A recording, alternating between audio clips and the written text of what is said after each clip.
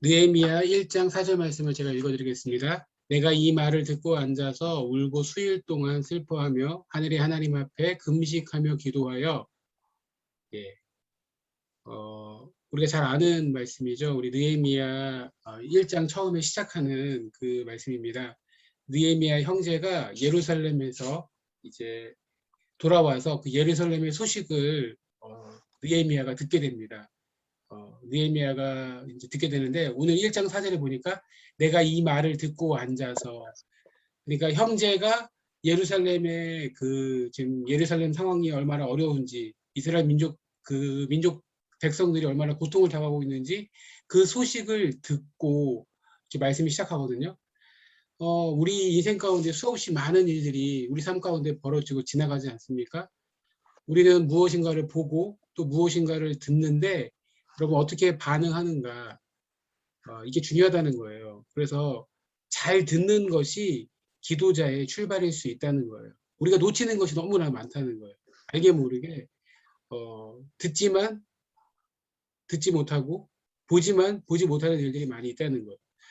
느헤미야의 이 성경이 그 이후의 스토리가 다 언제 어떻게 시작되는가, 느헤미야가 그 예루살렘의 소식을 들은 것으로부터 느헤미야의 모든 인생이 변화되고 그 느헤미야에 기록된 성경 내용이 다 달라지는 거거든요.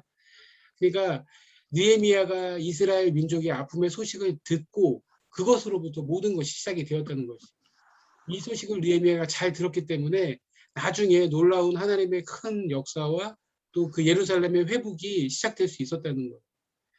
여러분 소리를 들어도 놓치는 일들이 우리 삶 가운데 많이 있을 수 있고 보고도 지나치는 일들이 많이 있을 수 있는데 우리 믿음의 사람들이 분명히 들어야 될 것을 들어야 되고 보아야 될 것을 보아야 된다는 거예요. 그래야지 우리는 제대로 된 믿음의 반응을 보일 수 있다는 거예요. 여러분 우리는 똑같이 세상 사람들처럼 세상 그런 가치관을 갖고서 그렇게 세상적인 반응을 보일 것이 아니고 믿음의 반응을 보여야 되는데 오늘 느헤미야가 그 말을 듣고서 어떻게 하냐면 울고 앉아서 수일 동안 슬퍼했다라고 이렇게 참 이 부분이 저는 참 중요한 것 같아요.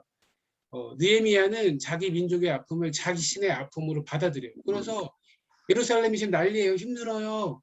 그것을 그냥 넘겨짚지 않고 넘겨듣지 않고 흘려듣지 않고 정말 그것을 엄청 뜨겁게 자신의 아픔으로 울면서 그것을 공감했다는 거예요. 근데 이게 참 쉽지 않거든요. 왜 쉽지 않냐면 느헤미야는 지금 고위공직자로서 얼마든지 편안하게 살 수 있는 인생 아니겠습니까? 그러니까 그냥 지금 예루살렘하고 지금 많이 떨어져 있어요.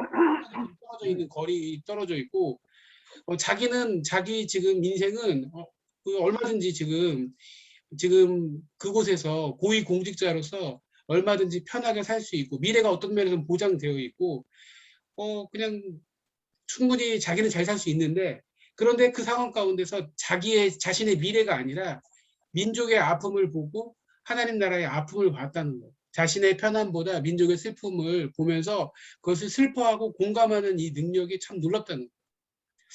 이게 참 우리 보통 사람들은 잘 안 될 것 같아요. 우리가 이렇게 우리 잘 먹고 잘 살면 이게 잘 안 보이거든요. 다른 사람들이 힘든지 또 어떻게 어려운지 어떻게 아픈지 이게 잘 안 보일 수 있는데 어, 예, 그렇잖아요. 다른 사람들이 암에 걸리고 뭐 죽을 병에 걸려도 사실 그렇게 막 엄청 아프지는 않아요. 우리 여기 가시만 박혀도 내 손가락에 박힌 가시는 정말 죽을 만큼 아프지만은 다른 사람들의 아픔은 그렇게 잘 공감이 안 되는데 이 느헤미야의 놀라운 건 뭐냐면 자기는 편안하게 살 수 있고 자기의 미래는 탄탄하게 보장되어 있는데 민족의 아픔을 자신의 아픔으로 슬퍼하고 울고 그것을 기도의 제목으로 삼았다는 것입니다. 저는 이 말씀을 보면서 이 모세, 히브리서에 써 있는 이 모세 이야기가 생각나더라고요. 히브리서 11장 24절에 보면 믿음으로 모세는 장성하여 바로의 공주의 아들이라 칭함 받기를 거절하고 도리어 하나님의 백성과 함께 고난 받기를 잠시 죄악의 낙을 누리는 것보다 더 좋아하고 그리스도를 위하여 받는 수모를 애굽의 모든 보화보다 더 큰 재물로 여겼으니 이는 상 주심을 바라봄이라. 아멘. 아멘. 여러분은 지금 무엇을 바라보고 계십니까? 이 땅에서 주는 어떤 큰 어떤 인생의 행복, 어떤 만족, 뭔가 보장된 것, 또 뭐가 잘 되고 또 자녀들이 잘 되는 그런 기쁨 가운데 혹시 그것을 만족하면서 그것을 기쁨으로 여기고 계시는지요? 오늘 이 성경에 보니까 모세가 바로의 공주라, 바로의 바로 공주의 아들이라 칭함받기를 거절하고 하나님의 백성과 함께 고난받는 것을 더 기뻐했다는 것입니다. 여러분, 이 세상에서 뭐 낙을 누리고 을 누리고 한 것도 중요하지만 하나님 나라를 위해서, 하나님 백성의 고난에, 또 하나님 나라를 위해서 무엇인가 하나를 남기고 그것을 위해서 눈물을 흘려서 기도하는 그런 주의 백성으로 세워져야 될 줄을 믿습니다. 아멘. 받는 수모, 그리스도를 위하여 받는 그 아픔에 동참할 수 있기를 원합니다. 교회의 아픔과 또 성도의 아픔을 보면서 나는 잘 되지만, 나는 고위공직자니까 나는 뭐 먹을만 하지만, 먹고 살만 하지만 성도의 아픔을 보면서 그것을 나의 아픔으로, 또 하나님 그 나라의 백성의 아픔으로 공감해서 그것을 기도의 제목으로 삼을 수 있는 그런 공감의 능력이 있었으면 좋겠습니다. 그래서 오늘 예레미야가 그렇게 반응을 해서 어떻게 하냐면 하나님 앞에 금식하고 기도했다는 거예요. 금식 안 해도 되고 얼마든지 충분히 먹고 살 수 있는 인생인데 울고 슬퍼함이 오늘 느헤미야가 하나님께 기도할 이유와 내용이 됐다는 거예요. 여러분, 잘 우리 주변을 살펴보면, 이야기를 듣고 우리가 눈을 열어서 바라보면 여러분, 하나님께 힘있게 기도할 수 있는 그게 제목이 되고 이유가 되더라고요. 왜 우리가 그렇게 힘있게 기도하지 못합니까? 잘 보지 못하기 때문에, 잘 듣지 못하기 때문에 그럴 수 있다는 거예요.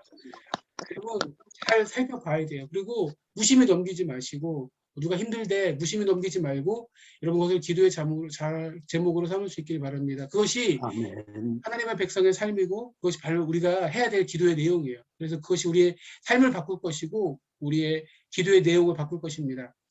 느헤미야가 이렇게 하나님 앞에 하나님 나라를 위해서 귀하게 쓰임받을 수 있었던 이유, 만약에 느헤미야가 그 예루살렘의 그 슬픔의 소식을 잘 듣지 못했고 그래서 공감하지 못했고 아유 나는 잘 먹고 잘 살 수 있어 그래가지고 느헤미야가 그냥 고위공직자로 그곳에서 그 나라를 위해서 열심히 뭐 잘 살았다면은 느헤미야 성경은 기록되지 않았을 거예요.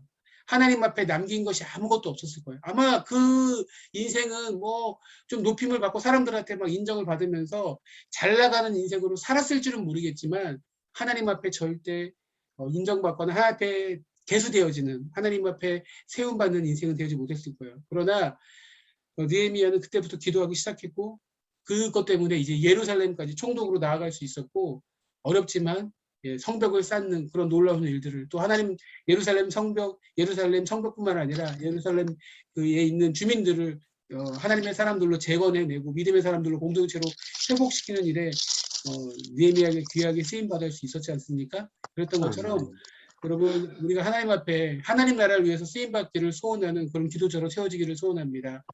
아멘. 내 아니만이 문제가 아니고 이 나라 이민족을 위해서 또 한국교회를 위해서 또 일산 장로교회를 위해서 여러분의 가정 식구들을 위해서 여러분의 새 식구들을 위해서 여러분의 주변에 있는 여러분 이웃들을 위해서 형제 자매를 위해서 아파하고 공감하고 또 기도할 수 있는 그런 믿음의 종들로 저 여러분들이 다 세워질 수 있기를 축복합니다. 아멘. 우리 시간 들은 말씀을 기억하면서 기도하기를 원합니다.